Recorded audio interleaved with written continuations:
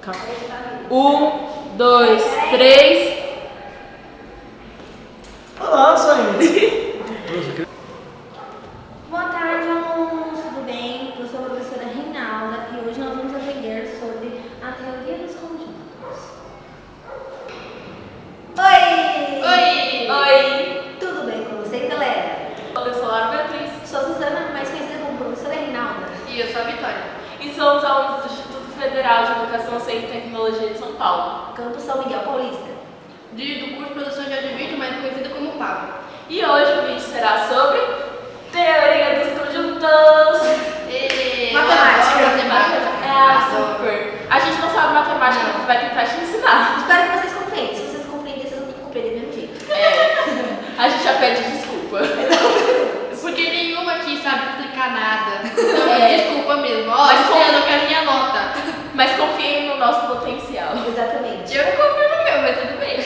Nesse vídeo iremos apresentar as operações conjuntos, que nada mais são do que operações feitas com objetos que formam um todo, que são a intersecção, a união e a diferença. Nós vamos explicar de uma maneira bem fácil para vocês e prática também. Precisamos estar cientes de alguns fatores que na matemática eles são representados, né, como união de vários objetos, que são nomeados de conjuntos numéricos. Os números naturais são números inteiros positivos, não negativos, que se agrupam num conjunto chamado de N, compostos de um número limitado de elementos. Os números inteiros são os números positivos e negativos. Estes números formam o conjunto de números inteiros, indicados pela letra Z. O conjunto dos números inteiros é infinito, e nele também será acrescentado o número zero.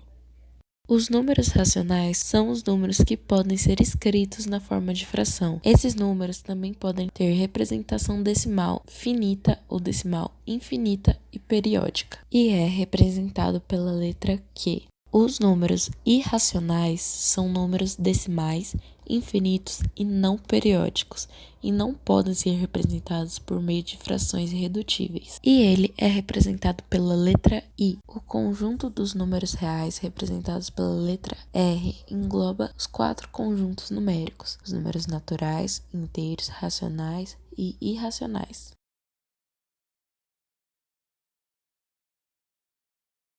União do conjunto é a junção dos elementos dos conjuntos apresentados, ou seja, é um conjunto formado pelos elementos de outros dois conjuntos. Se existirem elementos que se repetem nos conjuntos, ele irá aparecer uma única vez no conjunto, união. Para representar o conjunto união, utilizamos o símbolo U.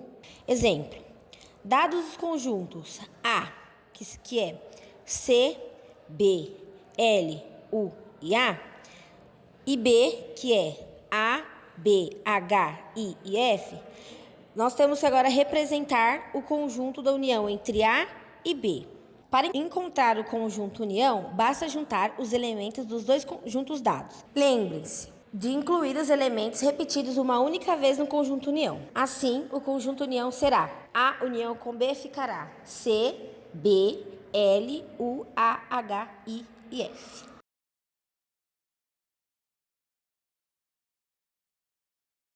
A intersecção de conjuntos corresponde aos elementos que se repetem nos conjuntos apresentados.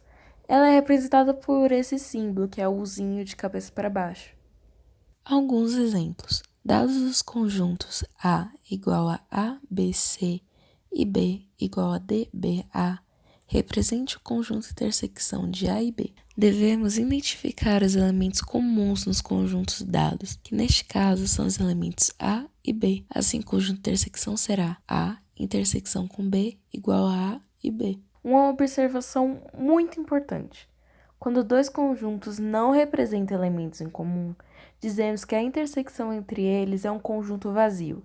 Nesse caso, esses conjuntos são chamados de desconjuntos, que é A intersecção em B igual a esse zero cortado ao meio. Há também, dentro da intersecção, algumas propriedades. 1. A intersecção de um conjunto por ele mesmo é o próprio conjunto. 2. A propriedade comunicativa da intersecção de dois conjuntos é A intersecção em B igual a B intersecção em A. 3. A propriedade associativa da intersecção de conjuntos é A intersecção em B intersecção em C igual a A intersecção em B intersecção em C. A diferença de conjuntos é representada pelos elementos de um conjunto que não aparecem no outro conjunto. Por exemplo, dados conjuntos A, que é igual a 0, 1, 2, 3, 4, 5, e B, que seria igual a 5, 6 e 7, a diferença desses conjuntos é representada por outro conjunto, chamado de conjunto de diferença. Então, os elementos de A menos B serão os elementos do conjunto A menos os elementos que pertencerem ao conjunto B, ficando assim A menos B igual a 0, 1, 2, 3, 4.